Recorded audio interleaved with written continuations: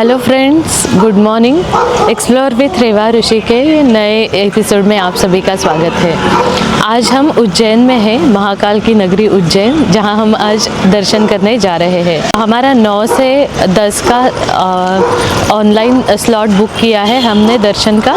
तो अभी सुबह के 8 बज रहे हैं और हम जा रहे हैं महाकाल मंदिर में दर्शन करने के लिए। आज पूरा दिन हम उज्जैन एक्सप्लोर करेंगे, तो आज की जर्नी शुरू करते हैं। चलिए, हम महाकाल मंदिर में आ गए हैं। अब गेट नंबर 4 पे जा रहे हैं। हमारा 9 से 10 बजे में बुकिंग है।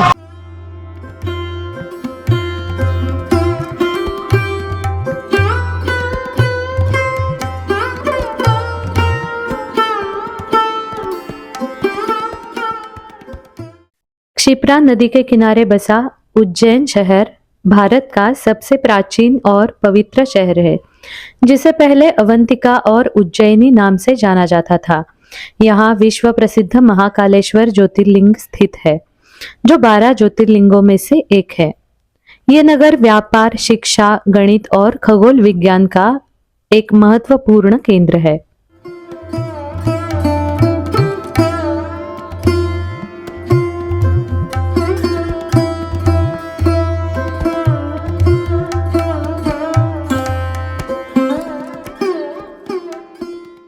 ये सामने मंदिर है और महाकाल लोक कॉरिडोर भी है। यहाँ पे तालाब है, उसके उस पार मंदिर है। अभी हम मंदिर की ओर जा रहे हैं।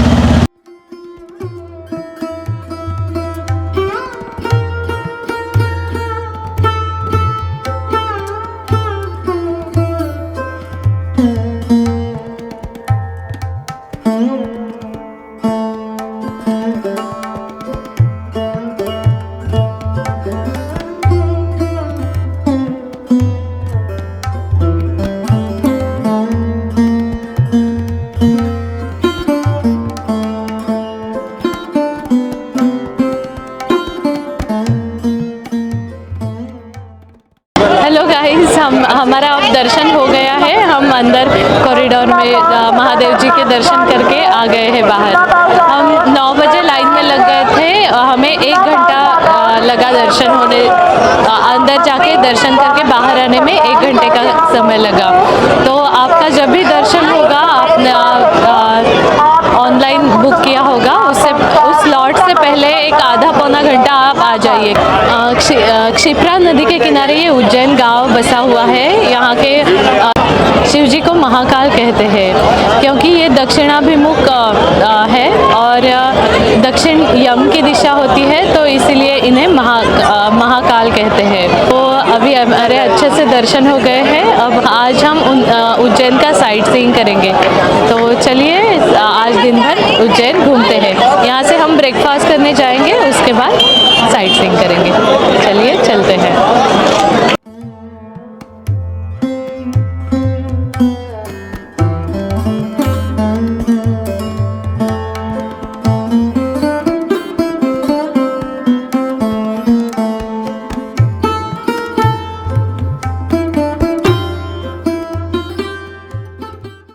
मंदिर के अंदर शूटिंग अलाउ नहीं था, इसलिए हमने वहां पर शूटिंग नहीं किया।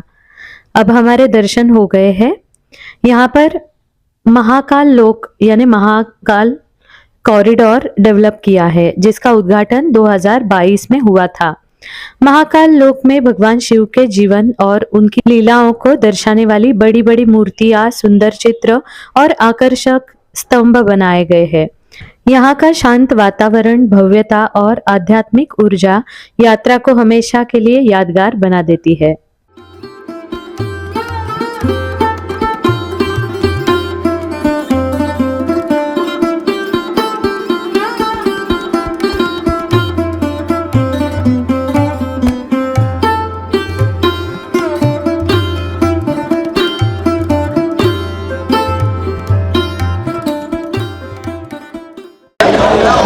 मंदिर के सामने ही अपना स्वीट्स है। यहाँ पर हमने अभी पोहा और जलेबी का नाश्ता किया और अब हम यहाँ से साइट सीइंग के लिए जाएंगे।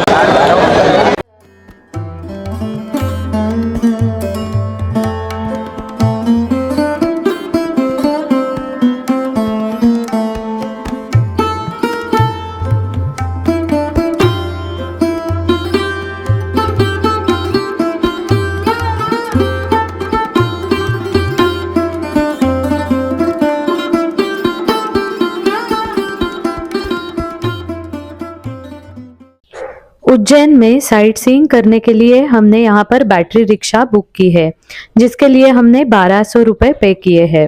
यह बैटरी रिक्शा हमारे साथ शाम 7 बजे तक रहेगी और हमें उज्जैन का साइट सीइंग घुमाएगी। अब हम सांदीपन आश्रम पहुंच गए हैं, जहां पर श्री कृष्ण, बलराम जी और सुदामा जी ने अपना विद्याभ्यास किया था। चलिए अंदर चल के देखते हैं सांदीपन आश्रम।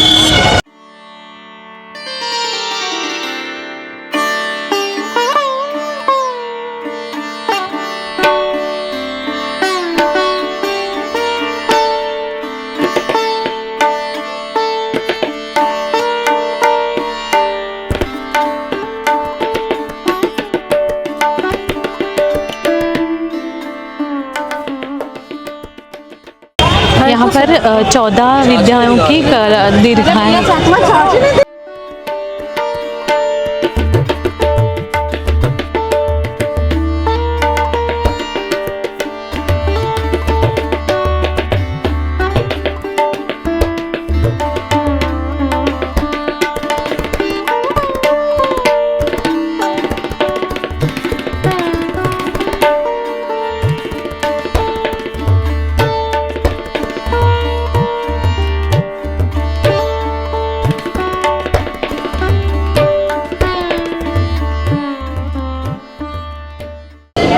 शास्त्र, शिक्षा और आयुर्वेद प्रधान, संगीत प्रधान शास्त्र, यज्ञ प्रधान शास्त्र, ये कई अलग अलग कलाएं यहाँ पे सिखाई जाती थी, विद्याएं का अभ्यास किया जाता था। यहाँ हमें चित्र में सांदीपनी ऋषि बलराम जी, कृष्ण जी और सुदामा जी को पुराण का अभ्यास करा रहे हैं। ऐसे सभी चित्रों में अलग अलग, जैसे कि मीमांसा सिखा रहे हैं, तर्कशास्त्र, कल्प, धर्मशास्त्र, इसके साथ ही ज्योतिष, निरुक्त, व्याकरण, छंदशास्त्र, शिक्षा, आयुर्वेद प्रधान शास्त्र, संगीत प्रधान शास्त्र और यज्ञ प्रधान शास्त्र, इन सभी का अध्ययन करवा रहे हैं।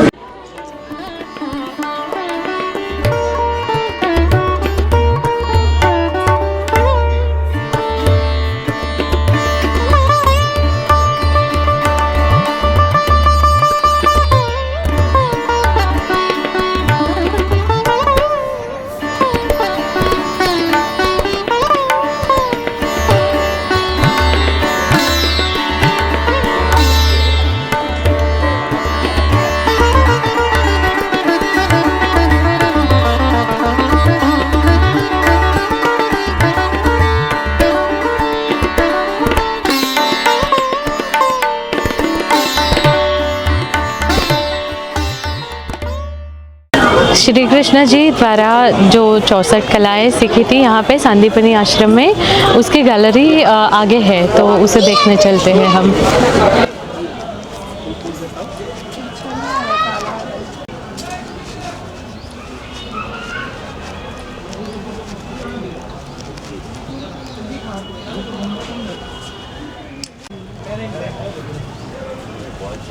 गीत, वाद्य,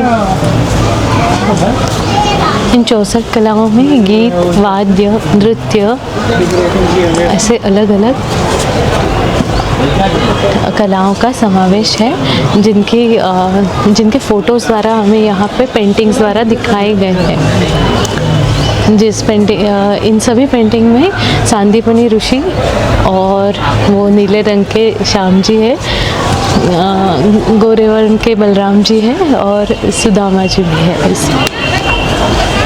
तीनों ये सब कलाएं सीख रहे हैं। ऐसे पेंटिंग्स यहाँ पर लगाए हैं इस गैलरी में।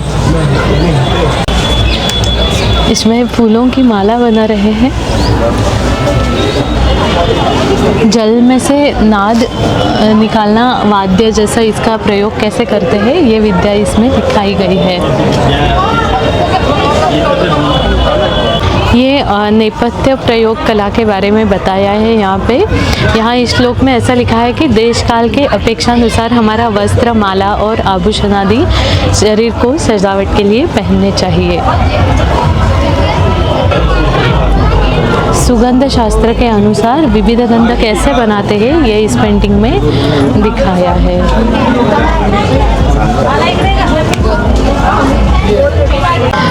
ये पाकशास्त्र से रिलेटेड पेंटिंग बनाई है। इसमें अलग अलग तरह की सब्जियों को कैसे बनाने की कला इसमें दिखाई गई है। ये भी उन्होंने सांदीपनी जी ने कृष्ण जी को सिखाया था।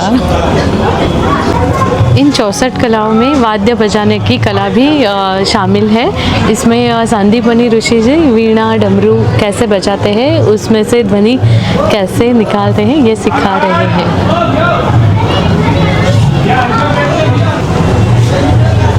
यहाँ पहेलिका दिखाई है, जिसे पहेली और बूझो जैसे हम खेलते हैं वैसा सिखा रहे हैं। इस पेंटिंग में वृक्ष के पत्तियों से आसन कैसे बनाते हैं ये सिखा रहे हैं।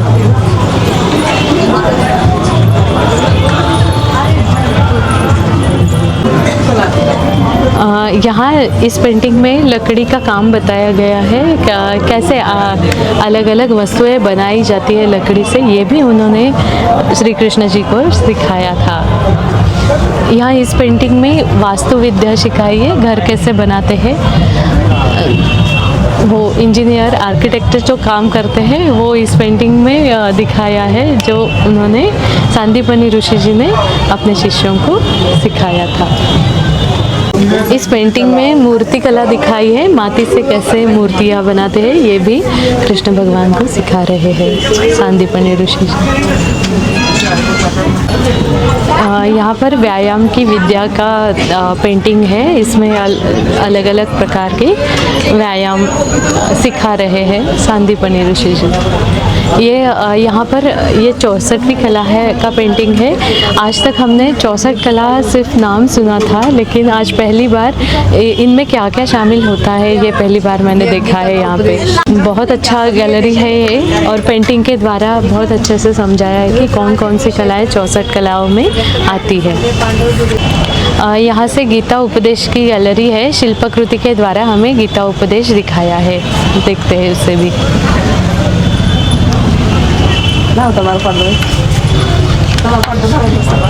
ये संजय और धृतराष्ट्र है। संजय जी धृतराष्ट्र जी को बता रहे हैं कि युद्ध भूमि पर क्या चल रहा है।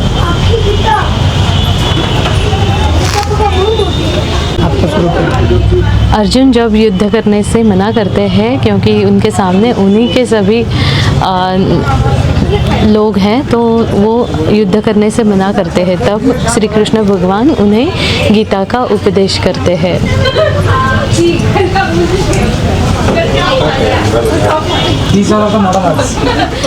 हमने सांदीपनी आश्रम अब अच्छे से घूम लिया है। अब हम यहाँ से नेक्स्ट साइट सीइंग पॉइंट देखने चलते हैं। चलिए।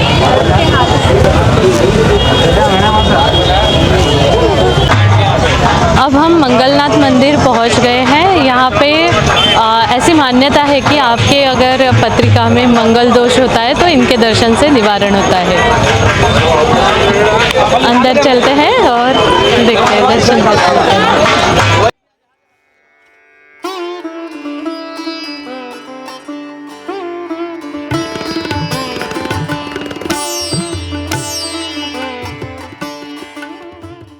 मंगलनाथ मंदिर क्षिप्रा नदी के किनारे बसा हुआ है। मेरे पीछे आपको क्षिप्रा नदी दिखाई दे रही है।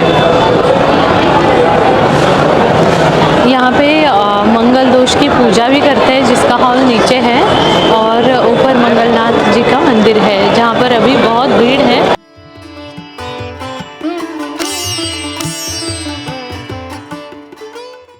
यहाँ पर मंगल दोष निवारण करने की पूजा कर रहे हैं। कई सारे लोग ये पूजा पाठ करवा रहे हैं।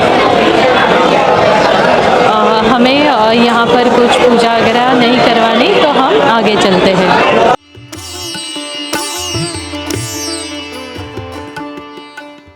पृथ्वी के कर्क रेखा पर स्थित मंगलनाथ महादेव का ये मंदिर है।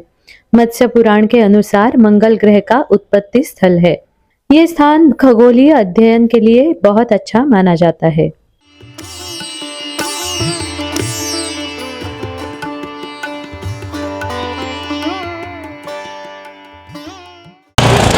अभी शाम के 4 बज रहे हैं।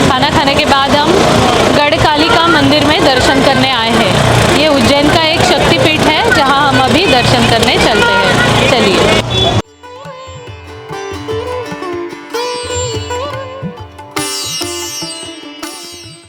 ये मंदिर माँ कालिका को समर्पित है।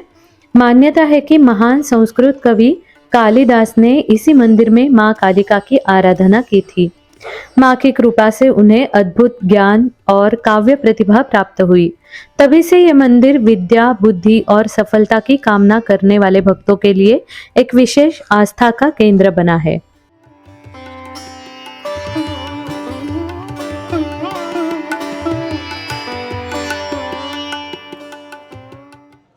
हम अंदर दर्शन करके आए हैं। माता अंदर स्वयंभू रूप में है और बड़ी ही प्रसन्न मुद्रा है माता की।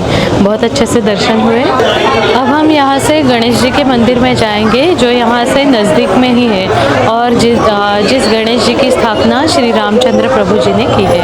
तो चलते हैं उस मंदिर की ओर।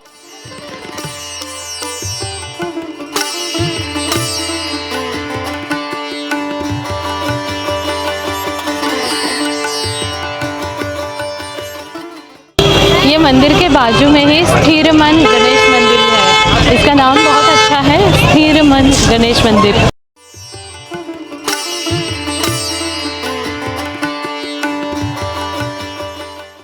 ये मंदिर भगवान गणेश को समर्पित है।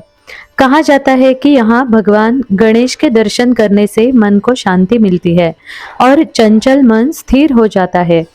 मंदिर का वातावरण बहुत ही शांत और भक्तिमय है। यहाँ कुछ समय बिताने पर सचमुच मन को सुकून का अनुभव होता है।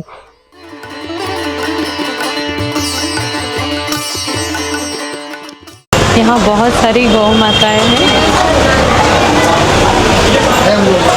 यहाँ पे हमने दर्शन कर लिया है। थोड़ी देर बैठ गए थे हम। यहाँ से हम अभी आगे के साइड सीन की ओर जाएंगे। चलिए चलते हैं।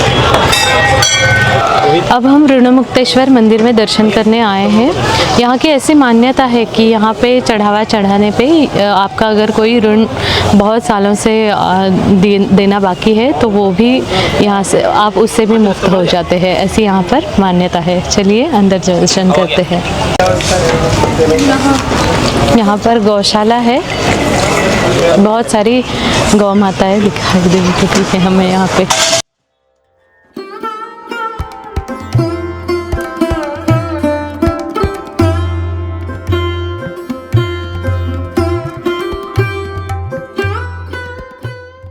ये पीछे मेरे आपको क्षिप्रा नदी दिखाई दे रही है।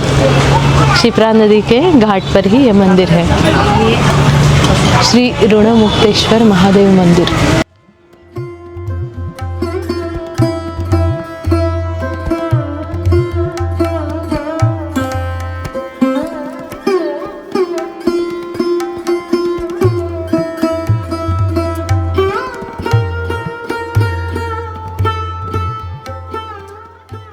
यहाँ पर थोड़ी देर बैठे थे हम दर्शन होने के बाद। अब हम यहाँ से आगे जाएंगे। तो चलिए चलते हैं।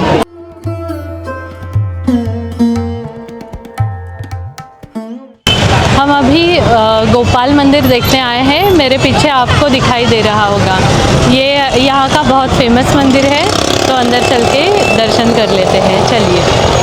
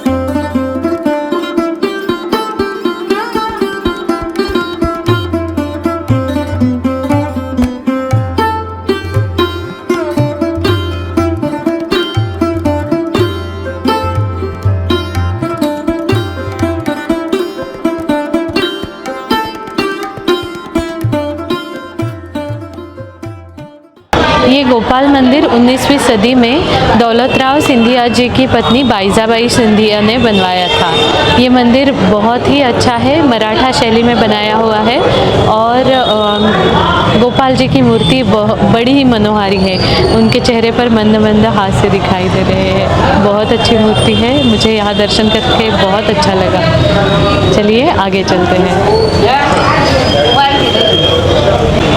गोपाल मंदिर के सामने जो रास्ता है उस रास्ते से आगे हम आए और लेफ़्ट साइड में आने के बाद हमें ये फेमस कुल्फ़ी, उज्जैन की जो फेमस कुल्फ़ी है उसका दुकान दिखा, तो हम यहाँ पे कुल्फ़ी खाने आ गए हैं। तो चलिए अंदर चल के कुल्फ़ी खाते हैं।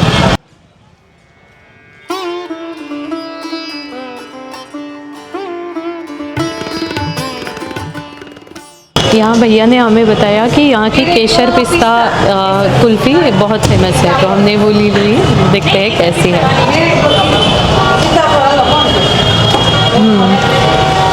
बहुत बढ़िया है।